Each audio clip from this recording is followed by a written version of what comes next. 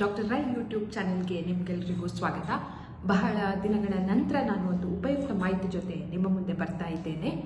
ನಿಮ್ಮ ಮನೆಯಲ್ಲಿ ನಾಯಿ ಇರ್ಬೋದು, ನಿಮಗೆ ಅಥವಾ ನಿಮ್ಮ ಹತ್ತಿರದ ಮನೆಯವರಿಗೆ ಯಾವುದಾದ್ರೂ ನಾಯಿ ಕಚ್ಚಿರ್ಬೋದು.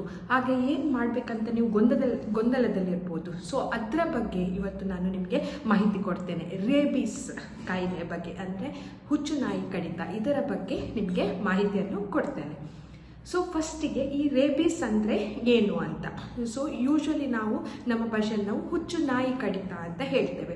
ಬಟ್ ನಿಮಗೆ ಗೊತ್ತಿರಬೇಕು, ಇದು ಕೇವಲ ನಾಯಿ ಕಡಿತದಿಂದ ಮಾತ್ರ ಬರೋದಲ್ಲ, ಬೇರೆ ಪ್ರಾಣಿಗಳು ಕಚ್ಚೋದ್ರಿಂದ ಸಹ ಬರ್ತದೆ. ಬಟ್ ಯಾಕೆ ನಾವು ಹುಚ್ಚು ನಾಯಿ ಕಡಿತ ಅಂತ ಹೇಳ್ತೇವೆ ಅಂತ ಹೇಳ್ತೇವೆ, ಮೆಜಾರಿಟಿ ಮೋರ್ ದೆನ್ 90% ಕಡಿತಗಳು ನಾಯಿಯಿಂದಾಗಿ ಬರುವಂಥದ್ದು. ಸೊ ಅದಕ್ಕೆ ನಾವು ಯೂಶ್ವಲಿ ಹುಚ್ಚು ನಾಯಿ ಕಡಿತ ಅಂತ ಹೇಳ್ತೇವೆ.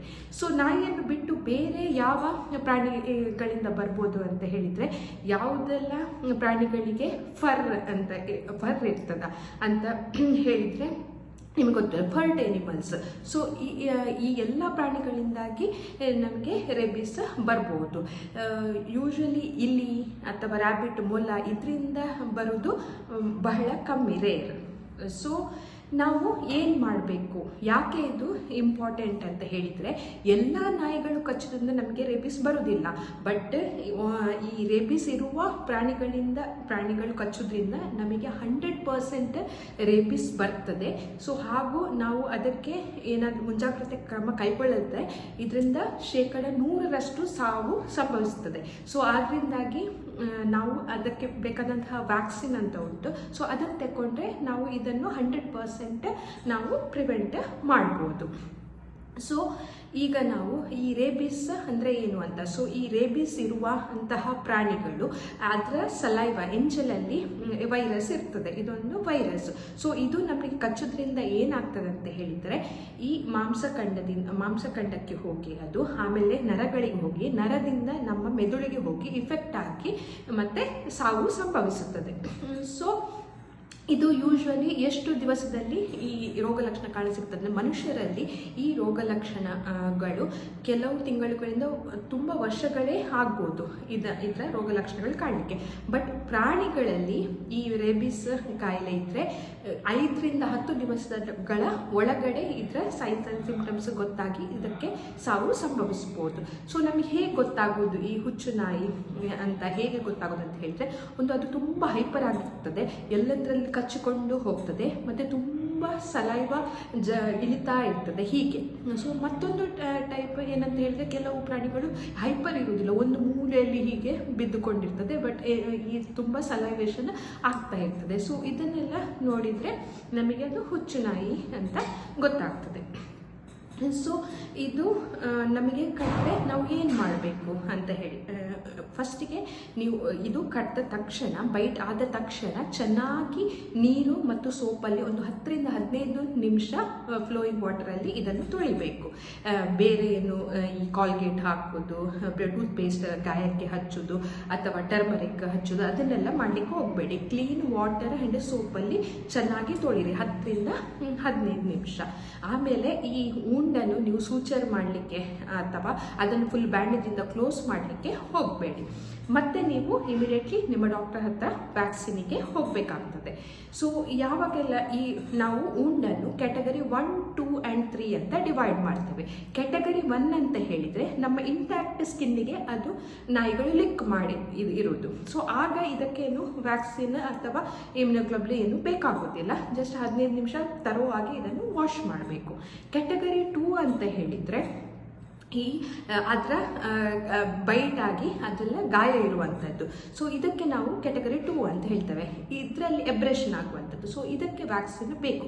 ಕ್ಯಾಟಗರಿ 3 ಅಂತ ಹೇಳಿದರೆ ಎಲ್ಲಿ ಮಲ್ಟಿಪಲ್ ಜಾಗದಲ್ಲಿ ಕಚ್ಚಿ ಬ್ಲೀಡಿಂಗ್ ಬರುವಂಥದ್ದು, ಅಥವಾ ನಮ್ಮ ಬಾಯಿಯ ಒಳಗಡೆ ನಕ್ಕುವಂಥದ್ದು, ಅಥವಾ ನೋಸ್ಗೆ ನಕ್ಕುವಂಥದ್ದು, ಮ್ಯೂಕಸ್ ಮೆಂಬ್ರೇನ್ ಅಂತ ಹೇಳ್ತೇವೆ. ಸೊ ಇದಕ್ಕೆಲ್ಲ ಹೀಗೆಲ್ಲ ಇದ್ದರೆ ಸೊ ಏನಾಗ್ತದೆ, ಇದಕ್ಕೆ ವ್ಯಾಕ್ಸಿನ್ ಪ್ಲಸ್ ಇಮ್ಯುನೋಗ್ಲೋಬುಲಿನ್ ಸಹ ಬೇಕಾಗ್ತದೆ.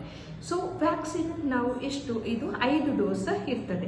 ಸೊ ಕಚ್ಚಿದ ತಕ್ಷಣ ಹೋಗಿ 1 ಡೋಸ್ ತಗೊಳ್ಬೇಕು, ಆಮೇಲೆ 3ನೇ ದಿನ, ಆಮೇಲೆ 7ನೇ ದಿನ, ಮತ್ತೊಂದು 14ನೇ ದಿನ, ಮತ್ತೊಂದು 28ನೇ ದಿನ, ಈ ದಿವಸದಲ್ಲಿ ತಗೊಳ್ಬೇಕು.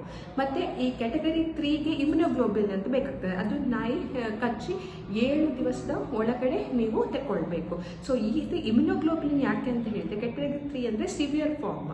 ಸೊ ಆಗ ಇಮಿಡಿಯೇಟ್ಲಿ ಅದು ವೈರಸ್ ಅನ್ನು ನಾಶ ಮಾಡ್ತದೆ ಅಂತ ಹೇಳಿದ್ರೆ ಆಂಟಿಬಾಡಿ ಪ್ರೊಡ್ಯೂಸ್ ಮಾಡಿ ನಾಶ ಮಾಡ್ತದೆ. ಈ ವ್ಯಾಕ್ಸಿನಿಂದ ಏನಾಗ್ತದೆ ಅಂತ ಹೇಳಿದ್ರೆ ಇದು ಲೇಟರಲ್ಲಿ ಆಂಟಿಬಾಡಿ ಪ್ರೊಡ್ಯೂಸ್ ಮಾಡಿ ಇದರಿಂದ ನಮ್ಮನ್ನು ಸಂರಕ್ಷಿಸ್ತದೆ.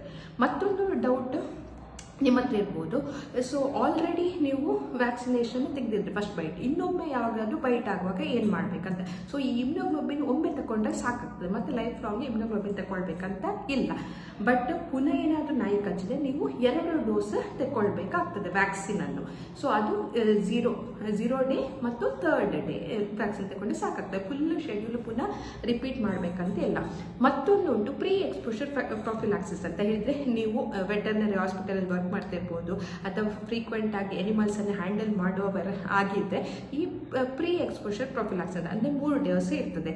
ಅದು ಫಸ್ಟ್ ಡೋಸ್, ಆಮೇಲೆ 7ನೇ ದಿವಸ, ಮತ್ತೊಂದು 21 ಅಥವಾ 28ನೇ ದಿವಸ ವ್ಯಾಕ್ಸಿನ್ ತಗೊಂಡ್ರೆ ನಿಮಗೆ ಅದರಿಂದ ಪ್ರೊಟೆಕ್ಷನ್ ಸಿಗ್ತದೆ ಏನಾದರೂ ಎನಿಮಲ್ ಕಚ್ಚಿದ್ರೆ. ಹೀಗೆ ಮತ್ತೊಂದು ಏನಂತ ಹೇಳಿದರೆ, ಮತ್ತೊಂದು ಇದನ್ನು ಇಂಪಾರ್ಟೆಂಟ್ ವೇ ಆಫ್ ಪ್ರಿವೆಂಟಿಂಗ್ ಏನಂತ ಹೇಳಿದರೆ, ನಮ್ಮ ಪೆಟ್ ಡಾಗ್ಸ್ ಕ್ಯಾಟ್ ಇರ್ಬೋದು, ಇದಕ್ಕೆ ಇಮ್ಯುನೈಸೇಷನ್ ಮಾಡುವಂಥದ್ದು. ಅಂದರೆ ಅದು ಹುಟ್ಟಿ 3ನೇ ತಿಂಗಳು ಮತ್ತು 9ನೇ ತಿಂಗಳಿಗೆ ಈ ರೇಬಿಸ್ ವ್ಯಾಕ್ಸಿನ್ ಕೊಡುವಂಥದ್ದು ಮತ್ತು ಪ್ರತಿ ವರ್ಷಕ್ಕೊಮ್ಮೆ ವ್ಯಾಕ್ಸಿನ್ ಕೊಡುವಂಥದ್ದು. ಸೊ ಹೀಗೆ ನೀವು ಅದನ್ನು ಇಮ್ಯುನೈಸ್ ಮಾಡ್ತಿದ್ರೆ ಅದು ಕಚ್ಚಿದ್ದು ನೀವು ಇಂಜೆಕ್ಷನ್ ತಗೊಳ್ಬೇಕಂತ ಇಲ್ಲ.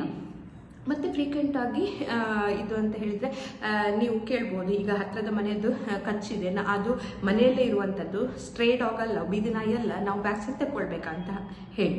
ಸೊ ನಿಮಗೆ ಅದರದ್ದು ವ್ಯಾಕ್ಸಿನೇಷನ್ ಸ್ಟೇಟಸ್ ಸರಿಯಾಗಿ ಗೊತ್ತಿಲ್ಲ, ಇನಿಷಿಯಲ್ ಆಗಿ ಕಚ್ಚಿದ ತಕ್ಷಣ ಅದು ಹೆಲ್ದಿಯಾಗಿ ಕಂಡ್ರು ನೀವು ಇಮಿಡಿಯೇಟ್ಲಿ ನಿಮ್ಮ ವ್ಯಾಕ್ಸಿನೇಷನನ್ನು ಸ್ಟಾರ್ಟ್ ಮಾಡಬೇಕು. ಬಿಕಾಸ್ ಒಮ್ಮೆ ನಿಮಗೆ ಕಾಯಿಲೆ ಬಂದರೆ ಅದನ್ನು ಯಾರಿಂದಲೂ ತಡೆಗಟ್ಟಲಿಕ್ಕೆ ಸಾಧ್ಯ ಇಲ್ಲ. ಸೊ ನಿಮ್ಮ ವ್ಯಾಕ್ಸಿನೇಷನನ್ನು ಸ್ಟಾರ್ಟ್ ಮಾಡಬೇಕು. 10 ದಿವಸದವರೆಗೆ ಆ ನಾಯಿ ನೀವು 10 ದಿವಸದ ನೋಡ್ತಾ ಇದ್ದೀರಿ, ಎಲ್ಲ ಆರಾಮಾಗಿದೆ, ಏನು ಅದಕ್ಕೆ ತೊಂದರೆ ಇಲ್ಲ ಅಂತ ಹೇಳಿದರೆ ನೀವು ವ್ಯಾಕ್ಸಿನನ್ನು ಸ್ಟಾಪ್ ಮಾಡ್ಬೋದು, ಕಂಟಿನ್ಯೂ ಮಾಡಬೇಕಂತಿಲ್ಲ. ಬಟ್ ಇನಿಷಿಯಲ್ ಡೋಸಸನ್ನು ತಗೊಳ್ಳೇಬೇಕಾಗ್ತದೆ. ಸೊ ಇದು ಇಂಪಾರ್ಟೆಂಟ್ ಡೌಟ್ಸ್ ಇರುವಂಥದ್ದು ತುಂಬ ಜನರಿಗೆ, ನನ್ನ ಪೇಷಂಟ್ಸ್ಗೆ ಡಾಗ್ ಬೈಟ್ ಬಗ್ಗೆ. ಇದು ನಿಮಗೆ ಹೆಲ್ಪ್ಫುಲ್ ಆಗ್ತದೆ ಅಂತ ತಿಳ್ಕೊಳ್ತೇನೆ. ಮುಂದಿನ ಸಂಚಿಕೆಯಲ್ಲಿ ಇನ್ನೊಂದು ಉಪಯುಕ್ತ ಮಾಹಿತಿ ಜೊತೆ ನಿಮ್ಮ ಮುಂದೆ ಬರ್ತೇನೆ. ಧನ್ಯವಾದ.